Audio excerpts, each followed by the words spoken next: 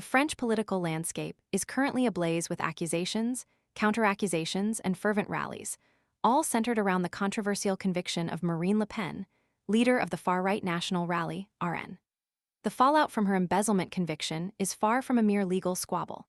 It's a seismic event shaking the foundations of French politics, exposing deep ideological divides and sparking intense debates about justice, democracy, and the very soul of the nation.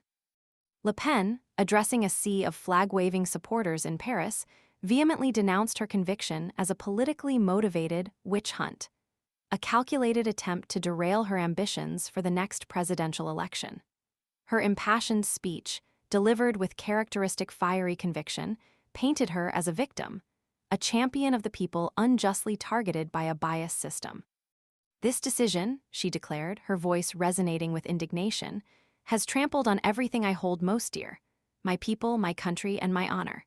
This is a political battle, not a judicial one, and I will fight it with every fiber of my being." The rally, a powerful display of support, served as a stark reminder of the considerable influence and unwavering loyalty Le Pen commands within her base. However, the narrative is far from monolithic. Across the political spectrum, reactions to Le Pen's conviction are sharply divided, with the left interpreting the case as a critical test of the French legal system's integrity and a stark exposure of the RN's true nature. The political implications extend far beyond Le Pen herself, igniting a wider conversation about the rule of law and the delicate balance of power in French democracy. The radical left, represented by prominent figures such as Mathilde Panot and Manuel Bompard from France Unbowed LFI, have seized upon Le Pen's conviction to highlight what they perceive as a dangerous hypocrisy at the heart of the RN. Bompard, in a fiery address at a rival rally, declared that the RN's carefully constructed image of respectability, years in the making, had finally crumbled. "The mask has slipped," he proclaimed, his voice echoing with a sense of triumph. "For years, they've tried to present themselves as a viable government, a party fit to rule. This conviction reveals their true colors, exposing the hypocrisy at the core of their rhetoric." He emphasized that Le Pen's actions represent a dangerous threat to the rule of law, undermining the very principles upon which a functioning democracy is built. The contrasting rallies, Le Pen's defiant display of strength, and the left's condemnation of her actions highlight the deep ideological chasm that divides French society. The left's perspective is underpinned by a profound concern about the implications of Le Pen's potential future leadership.